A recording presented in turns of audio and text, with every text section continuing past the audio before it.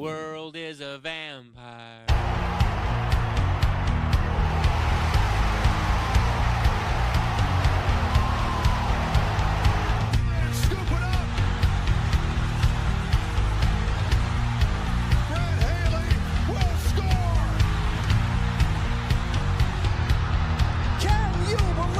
You just saw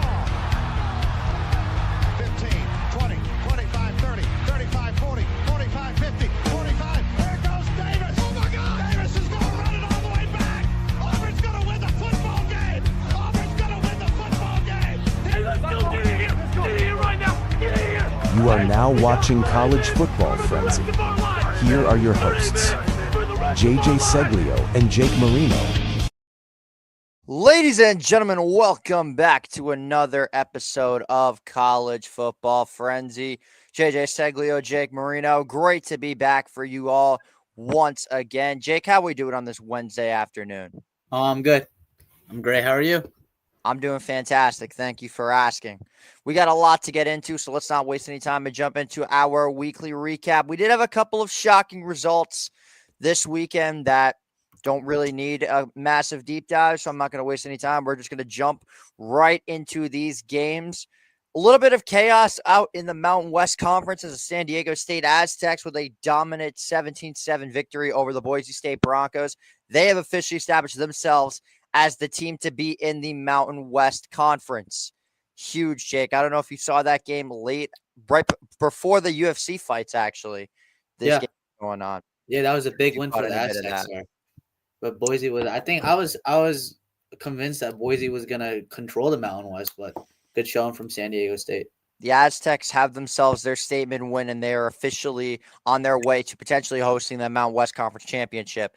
Dominance from the Missouri Tigers, whooping up on Mississippi State. Another dominant game from Hardy Ball. 25 carries for 300 yards. I mean, he is seeing Jeremiah Love's Heisman case, and he's like, wait a second, I'm the big guy in town. I'm the best running back in the country. And he is proving it time and time again. Because he is a name that has not gotten enough credit, in my opinion. I don't think they have given enough respect to a guy like Ahmad Hardy. No, he is really getting all the workhorse from that Missouri offense. Again, well, how many yards did he have this game? He had 300. Yeah, exactly. So another game, they're relying on him, and he was excellent again. So shout out. He was absolutely fantastic. The Florida State Seminoles picked up a 20-point win against Virginia Tech, who did hire a new head coach, James Franklin. We'll touch on that in a little bit. I think that's a win for Virginia Tech there. Yeah, I would say so. I mean, they needed a new head coach, and now they've got him. Yeah. Ole Miss gets one of the luckiest wins I've ever seen against the Florida Gators. I mean, the Gators were absolutely robbed in this game. That no pass interference call was egregious. It's getting a little scary for Ole Miss here. They haven't. I think that's 2 weeks in a row they haven't been playing. They have not been up to par whatsoever, and I would be very concerned if I was a Ole Miss fan. I'm not, obviously.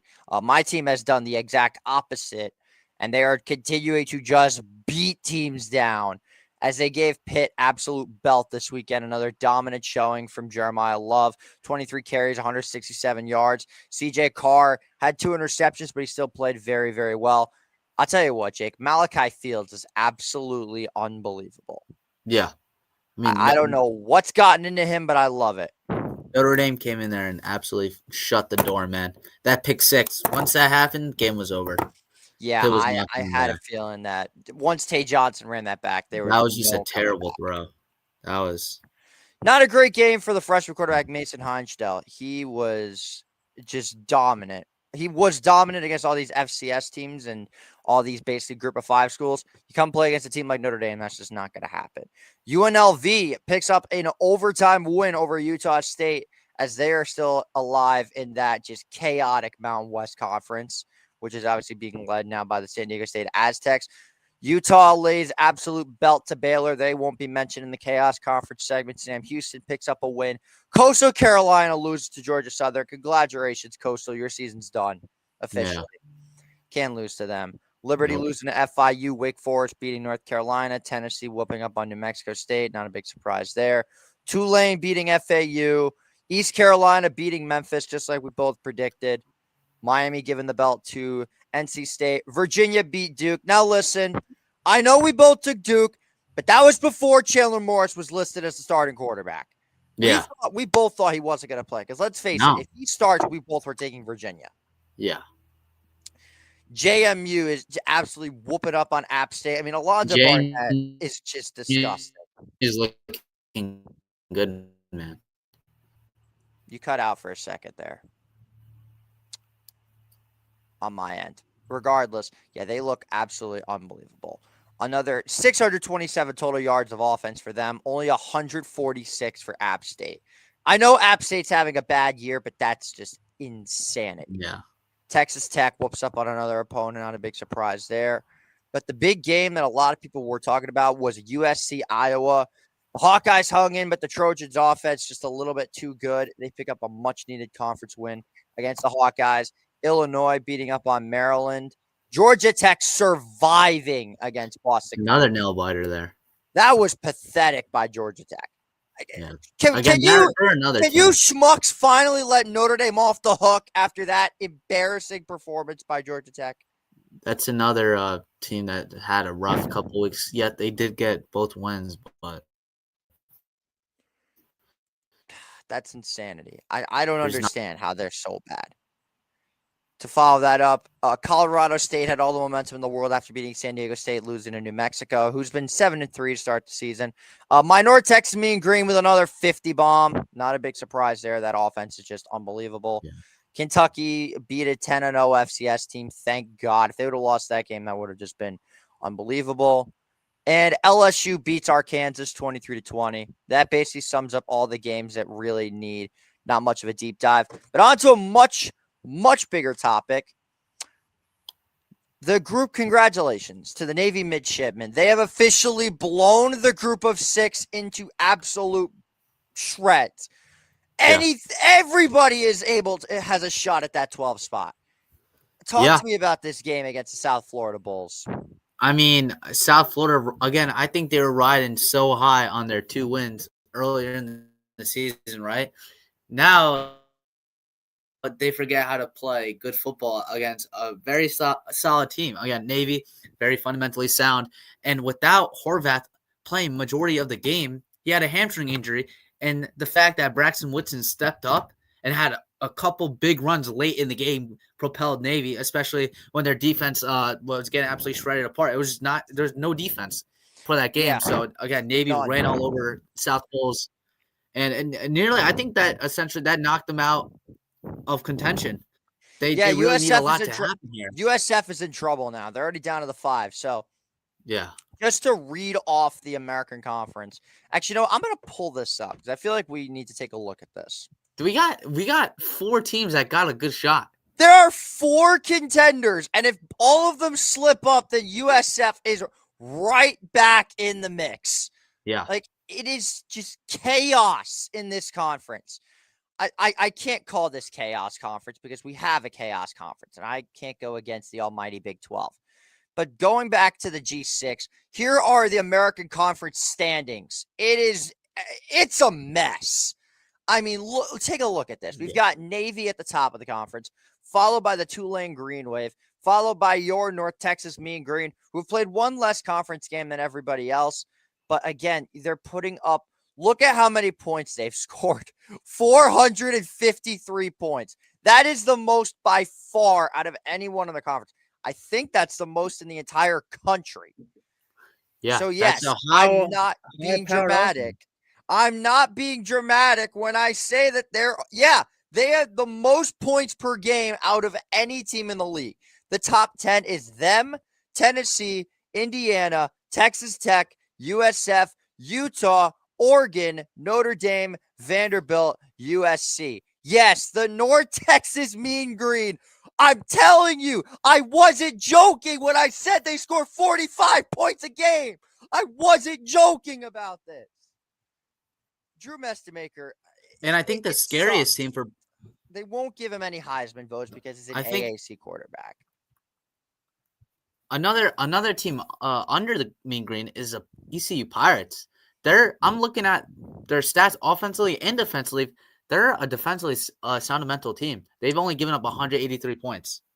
Yeah, but they've only given up 122. You're looking at a different team. You're looking at UTSA. ECU's it scored 212, given up 122. Oh, I'm looking at in conference play. Yeah. Oh, okay, that makes sense. Yeah. Because I was about to say, because North Texas's numbers are just off the walls. But yeah, you were saying about ECU. They're a well-rounded team here, and they got another shot. They just need all they need is looking at Navy's schedule. I think Navy's a lock. I think they're going to be in the conference championship no matter what.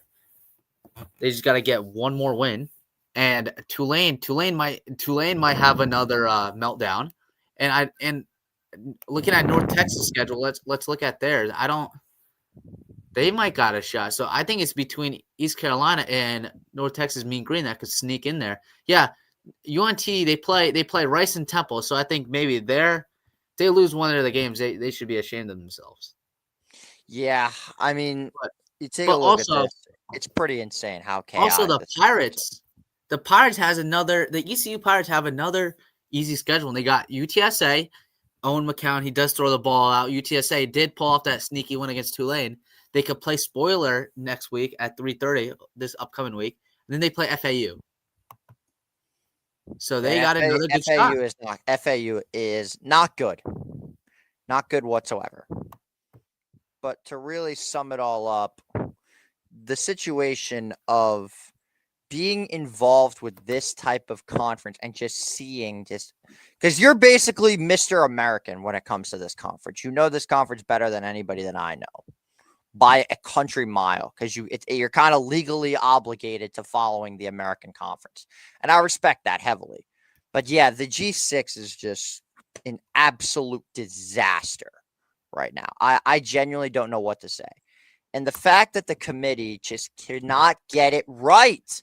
And we're going to talk about that when we get to the rankings. But on to the next topic that needs to be talked about is, unfortunately, I need to touch on this.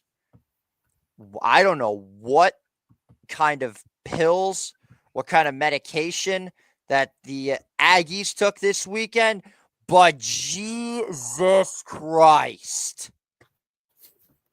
Oh, my Lord. This was a football game. Give me your thoughts. Yeah. I wonder what he said in the locker room. Truly, what did Mike Elko say? Now, the funny thing is he had just signed to a contract extension. Not even 2 weeks ago. Like, legit 2 days ago. He signed to this contract extension. And he goes down 30-3 at halftime. At home. At home! Against a 3-6 South Carolina team. I get it. Their offense is potent at times. But you're seriously going to tell me that you're going to let Lenoris Sellers, who hasn't had a game like this all season long, do what he did to you? Really? That's what we're doing now. And to really make things worse, you go down 30-3 at half. You scored 28 points in 20 minutes. You took the lead in not even a quarter and a half. That's remarkable. Yeah. Absolutely astonishing. You got to give credit to both the offense and defense. Defense did a good job, and they held. They could have folded. They could have went into halftime saying, screw this, we're going to give up another 28 bomb. No. They played lights out football in the second half. They were rallying. They were rallying each other's tackles. It was crazy. They did. It was remarkable. And to really sum it all up, the fact that Marcel Reed was night and day in the first half and the second half is pretty astonishing. His first half was one to forget. His second half has given him back his run at the Heisman Trophy. Yeah. Potentially. I think that might have been more insane than the 28-3 Patriots-Falcons comeback. It's got to be up there. The fact that one was overtime. This happened almost instantly, which is pretty insane about that. The momentum change, man. Crazy. The momentum shift was unbelievable. It was pretty remarkable. But to sum it all up, Texas A&M survives. But you know who did not survive? The Alabama Crimson Tide. Yeah. John Mateer does the impossible. Goes in to Bryant-Denny Stadium at Saban Field at Bryant-Denny Stadium and pulls off a stunning upset over the Alabama Crimson Tide. What were your thoughts on this one?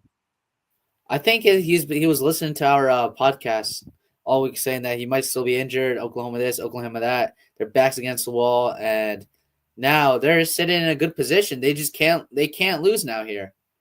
But that's a really good win. They needed that. That's going to help himself in a couple weeks when they're sitting down, seeing who makes the playoffs. They have officially catapulted themselves back into the playoff picture, the Sooners. Everyone tried to rule them out after that loss against Texas and Ole Miss. But, hey, they're right back in the mix. They've got themselves a tough test against the Missouri Tigers. This week, this is probably their hardest game. And then LSU back in 2 games in Norman. You win both of them, you're looking at a legitimate shot at the playoffs. Yeah. Don't fuck it up. But now here's the question. What do you do with Alabama? Because that loss is not as bad. You wouldn't be in this situation, and we wouldn't be having this conversation if you didn't lose to goddamn Florida State week 1. But you have to understand, Again, I think Alabama was easily a top 10 team here. You can't penalize them from losing to a good Oklahoma Sooners team.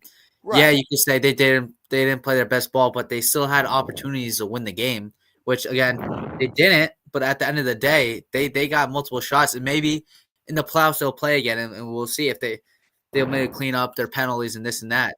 They're going to come out victorious. Ty Simpson did not have a good day. Let's be honest here. That was not a great performance from Ty. Well, it was a good performance, but not a great performance. Bless you. It also helps that Tate Sandell is an absolute god. Yeah. That 52-yard field goal was absolutely remarkable. But yeah, that kicker is going to be in the NFL very, very soon. But yeah, man, Bama's got themselves they also got themselves a little bit of smooth sailing for the rest of the season. If they would have won this game, they'd be a lock for the SEC title game. Yeah, this might be a blessing in disguise for Alabama here. Sure, they get to avoid A&M or Georgia potentially in the SEC title game.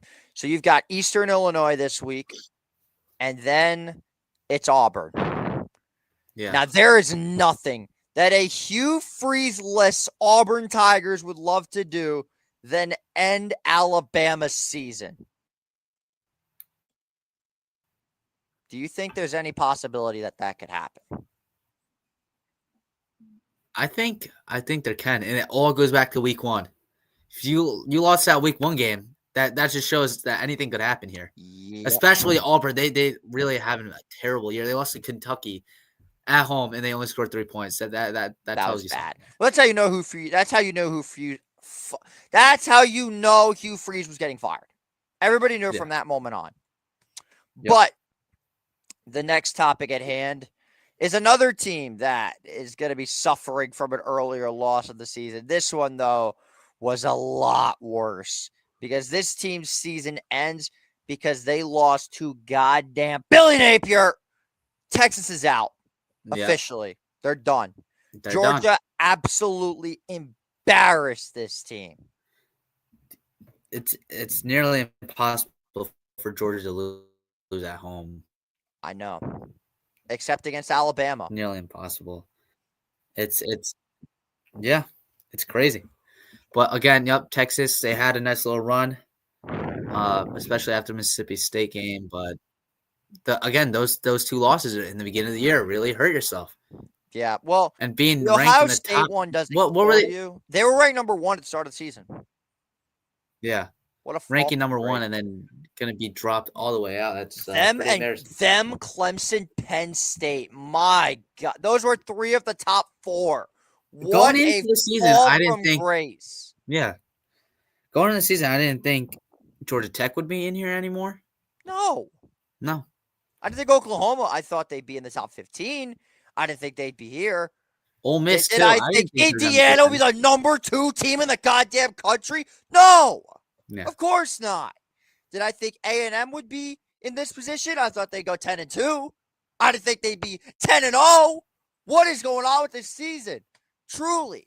But Gunnar Stockton is really starting to make himself a case for Heisman. He just continues to play lights out in the big stages. 24 for 29, 229 passing yards, 4 touchdowns, 1 interception. That was not a great read by him, but it is what it is. His completion percentage, I believe, was over 75%. Yeah. Gunnar Stockton. It was remarkable. He played well. Played well might be an understatement. He played fantastic. But yeah, dominant He game. played to his potential, I felt like. He has been what Georgia fans were looking for from Carson Beck. He did 83 completion percentage. I just did the math. Wow. How many pass attempts did he have? 29. He had 24 completions, 4 touchdowns. Damn. And I believe he also had 1 on the ground, if I'm not mistaken. Yeah, he also had 1 on the ground. He had all 5 touchdowns. Shout out to Gunnar Stockton, man. But anyway, enough with the shits, enough with these shits and giggles. We may as well take a little bit of an update on everyone's favorite conference. It's time to run through Chaos Conference once again. You know, Jake, shockingly, a quiet week in the Big 12. I was very surprised. Just kidding. It was not. Arizona State, the bastards get a nail-biting win because Jesus Gomez decides, okay, so now I'm going to make a field goal. Not against Houston where you have $250 fucking dollars on the line. He missed 3 field goals that game. He makes 2 of them, I win $250. I'm never getting over that grudge. I will continue to prey on Jeff Sims' downfall as he continues to prove me wrong week in and week out. God damn it, man. I'm never letting that go, ever. And then, of course, we had Arizona upsetting the Cincinnati Bearcats. That was a little bit unexpected. Yeah. Arizona keeping their potential hopes alive. Put away. Yeah, Cincinnati is in trouble. There's a 3-way tie for 3rd place between Houston, Arizona State, and Utah. Oh, actually, no, Cincinnati. It's a 4-way tie. In fact, let's take a look at this just absolutely ridiculous conference right here. So as you can see, this is what we're looking at right now. Texas Tech, my sleeper national championship pick, is really starting to make me look good. Up to number 5 in the rankings. BYU, though, right behind them. And Utah. If Texas Tech slips up, there's a good chance we might have a Holy War Big 12 championship. That'd feed generations right there. Nevertheless, I would love to see a rematch between Texas Tech and Utah. I really would. Because Utah hung in with them for a while. So, yes, I would, as much as I love Bear and the number 47, he's awesome. I love Bear Bachmeier. But I would love to see a rematch between Texas Tech and Utah. So, call your shot right now. What is the Big 12 championship going to look like? Call your shot right now. I think it's the 2 top teams in the conference right now. You don't think BYU is going to slip up? No. I think going off of history after last year, watching that game, they really shot themselves in the foot. I think they're going to do it again here. Well, BYU's got themselves a tough one this week. A very, very tough one. To make matters worse, they got to go into Nippert Stadium and play the Cincinnati Bearcats, fresh off a loss, who are looking to play spoiler and keep their hopes alive to make the championship. But I think BYU is a better team. I agree, but something just feels wrong about that game. It's a night game, by the way, at Nippert Stadium. My prediction is Texas Tech, Utah. I think BYU is going to slip up. I really do. I'm sorry, BYU. I'm sorry to your fans. I love you, but I just don't see a world where you keep this lead. As we now get into the rankings up, you know what? Let's just take a run through the conferences because why the hell not? And then we go to the Big 10 conference. Indiana and Ohio State, the chances of that Big 12 championship is looking more and more real. So we could really see. I feel like that's the benchmark. We know Indiana is good. They beat Oregon. They beat Illinois. They beat Iowa. 2 of them on the road, by the way. But are they elite? That's the question. Are the Hoosiers elite? Are they a natty contender? We're going to find out when they play Ohio State. And, this begs the question. Yeah, they're deep. Look at Ohio State. Get a 59 points. That's in conference, 75 overall. That's unheard of. Yeah. How much is Texas Tech giving up then, if that's the case? Not much, I don't think. 135, 100 in conference. Okay. Bro, that's ridiculous. That's absolutely insane. But then to sum it all up, then you look at the middle of the pack, Jake. We got ourselves a three-way tie for third between USC, Oregon, and Michigan. Now, SC and Oregon play this weekend. Yeah, that's going to be a fun one. It is going to be a fun one. We may be in line for an Empire Sports Media college football first ever triple header. Yes, a 7-hour stream of nothing but college football. From 12 to I might honestly go 12 to 12. I'll figure it out. I'll get you involved if you'd like to be. But there's one team in here that is somehow, by the grace of God, still alive. And it's Michigan. Yeah, Michigan holding on. Can Michigan spoil Ohio State again? And if Michigan goes 11-1, like if they go 10-2, I see a world where they make where they will make the playoff. Yeah. I really do. If they can win the conference championship, they're in. I agree. There's definitely a path. It's going to take a lot from other teams losing. But again, if they beat Ohio State, I think that's going to be the seal there. It is going to be the seal. And, of course, you've got the Washington Huskies who are going to be looking to spoil Oregon at the end of the season in that game, which is going to be a dandy as well. Yeah, I mean, it's hard right now to determine a winner in the Big 12 or correction, Big 10, excuse me. I just don't see a world where I don't think Indiana is going to lose a game until the conference championship. So I would not be surprised if nothing changes here, but this conference definitely want to keep an eye on. Jumping over to Conference USA, Jacksonville State establishing themselves as number one. Shout out to my guy, DeAndre Johnson, had a huge touchdown against Kennesaw State. They ended up winning that game against the Owls. This is a very strange conference because Western Kentucky is somehow still alive, even though they have the best record in the conference at 8-2. Who's at one loss right now in conference? That's a good question. I believe their one loss is, I believe it's either Liberty or Kennesaw State. I'm going to take a peek at that right now, actually. I'm 99% sure it's one of those teams. It was to FIU. It was to FIU. That's a bad loss. The Owls in Missouri State is still dancing all around. Missouri State, shout out to them in their first season in the FBS. I guess they're Sam Houston from last year. Shout out to Sam Houston, by the way, for winning their second game of the season against Delaware. Yeah. Delaware, man, your season's over. Yep. That's embarrassing.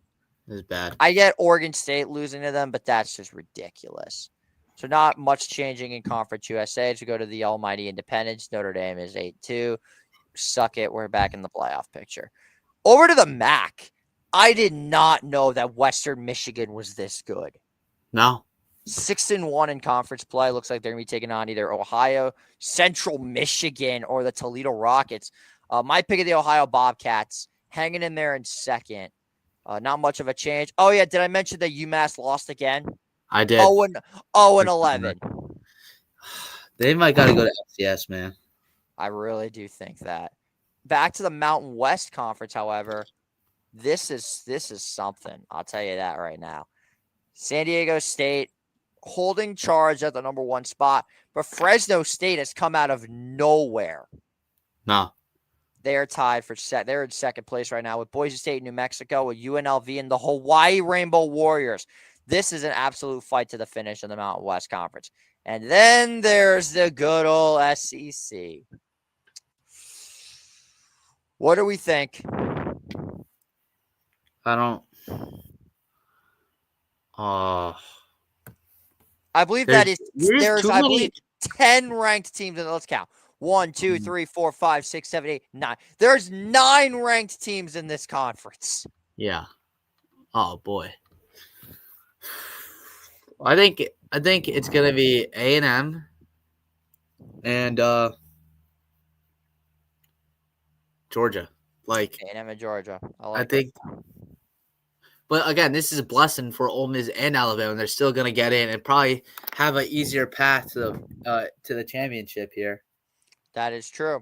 And then we go finally down to the Sun Belt, which looks like it's going to be JMU versus Southern Mississippi. That's going to be a fantastic game. Yeah. If that's JMU's looking really good. JMU bad is looking Coastal lost. dominant. Too Yeah. bad Coastal lost. What a shame. That about wraps it up for the conference recaps at the moment as we now get into this week's rankings. And oh boy, is this a good one. We're going to start off with my rankings because it appears that I know more than the committee. I don't know what the committee doesn't see, but they're just blind at this point. It's remarkable how one can be this incompetent. I looked at their rankings. I looked at my rankings, and I'm like, wait a second. How do I know more than the so-called college football playoff committee? And you're going to probably see why in about 5 seconds, as here are my rankings for week 13. The top riser, the Oklahoma Sooners. The top faller, Alabama. We have Ohio State, Indiana, A&M, Georgia, Texas Tech, Ole Miss, Oklahoma, Oregon, Notre Dame, Bama, Georgia Tech, BYU, Vanderbilt, Utah, SC, Miami, Michigan, Louisville, Texas, North Texas, Tennessee, Missouri, JMU, Navy, Houston. What do you think? Good, a lot of G5 schools in there. The G5 is good, man. Putting them on the map. I think the committee is just so hung up on the SEC as they're keeping, they're just keeping Tennessee around, right? Yeah, Like I got Tennessee ranked. They play That's what I'm Florida this saying. week. They play Florida this weekend, which is going to be an interesting one. Florida could be a spoiler there. They could. But again, yeah. JMU, Navy, and Houston cracking it in your top 25. Houston is back in the rankings. North Texas in 20. North Texas is good, man. I'm They're good. telling you now. They're good. They're better than Tennessee. I'm telling you. They would beat the Tennessee Volunteers. I mean that. So. Tennessee cannot win any games against high-flying offenses. Did you see what happened when they played against the Sooners? They got absolutely demolished. Did you see what happened when they played against Alabama? They got smoked. They can't handle a high-flying offense. I believe North Texas would beat them. I really do. The big one here is USC at 15. They are making Notre Dame look amazing right now. Yeah. They're back in here. They beat Oregon. I think they need Georgia Tech, though. They get Georgia Tech, Vandy, or BYU to lose. Yeah, I'm still keeping Georgia Tech around in the top 12. I don't know what the committee sees in Miami. Speaking of the committee, let's take a look at their so-called rankings, if you will. Or would I just say more SEC bias? That's what I believe it is, just more SEC bias. You can't tell me the SEC is not good because they are. It is good, but some of this is kind of insane. Here's the rankings from the so-called committee. OSU, Indiana, A&M, Georgia. They're giving Texas Tech props, finally. Ole Miss, Oregon, Oklahoma, Notre Dame, Alabama, BYU, Utah, Miami, Vanderbilt, USC, Georgia Tech, Texas, Michigan, UVA, Tennessee, Illinois, Missouri, Houston, Tulane, Arizona State. Illinois, Tulane, what the fuck are we doing? How is Tulane better than North Texas? Please. Yeah, I don't. For the life of me, tell me. I was pretty shocked that they made it. I don't think Tulane's got all that hype. You've seen it last year. Then they lost to Memphis. They still snuck in to the conference championship, and then they lost to Army. So I don't. Yeah. I like John Summerall as a coach, but I don't think his team is all there. I agree. Okay, this is a very different North Texas team, and they don't even get to play Tulane. That's a shame. Yeah. So Tulane would not get exposed by the high-flying Mean Green offense. Illinois is ranked. What? Yeah, why? That's another 3-loss team that I'm scratching my head. Like, how are they still there? Are they saying because they beat USC? That's one game. I don't. Exactly, that's one game. They also lost 63-10 to Indiana, which is not helping their case whatsoever. No. Losing to unranked Washington, who lost to fucking Wisconsin, for Christ's sake. That's bad. That is. Losing to the Badgers. Because they have to be one of the worst teams in all of college football. with the worst offense in college football. Missouri hanging around. They're giving a little bit too much leeway to Texas. I would have dropped them a little bit further. Miami ranked over Georgia Tech. Why?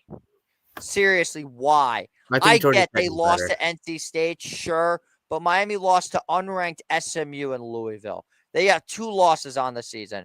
By the way, I don't know if my eyes are deceiving me. Louisville is not even ranked, for Christ's sake. So now Miami has 1 ranked win and 2 unranked losses. Do you still want to put them over Notre Dame? Shut the fuck up. Seriously. It's all I've heard for the last 3 weeks. I'm done hiding. I'm sick of it. Do you want to be ranked over Notre Dame? Don't lose to Louisville at home as a 10-point favorite. Don't lose to SMU where Marquise Lightfoot wins himself Clown of the Week for the worst late hit I've seen in God knows how long and throwing a pick in overtime. I'm not impressed by the Canes. If Notre Dame plays them right now, I think the Irish win by 2 scores. I do. think I thought it would be like 10, but Exactly. Along those lines. Anyway, that's your share of copium from the so-called stooges of the college football playoff predictions. And now let's hop into this week's predictions. It's a very, very good slate. I love this one. This is, like I said, we have potential for a triple header. We've never done that before. This would be the first time I'd ever done this. And to say that the slate is insane is an understatement. I love it. Now, if only the ESPN thing could load, I'd be able to pull this up for you. But to be clear, we did have a couple results last night in Maction, Ohio, beating up on UMass. Not a big surprise there. And then, of course, we had Bowling Green losing to Akron because Bowling Green just sucks. Simple as that. As we now get into this week's matchups. Wait, hang on. Hold up. I think I missed something. No, Louisville is not even ranked. I saw in the AP poll they're ranked at 20, but the CFB poll is the only one that matters. As we now get into this week's picks, starting with Louisville and SMU, who are still fighting for their lives to make the ACC title game because they're not out of it just yet. no. I'm going to go Miller Moss here. Give me the Cardinals. Going with the Cardinals.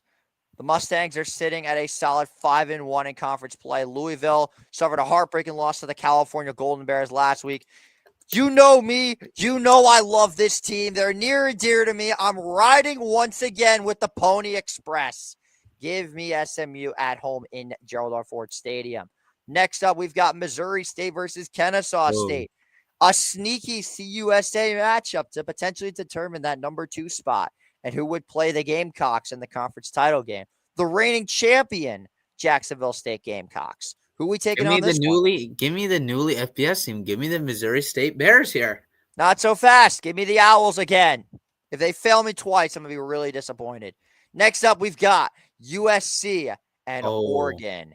By the way, there's not a set game of the week yet because I don't think there's going to be a game of the week.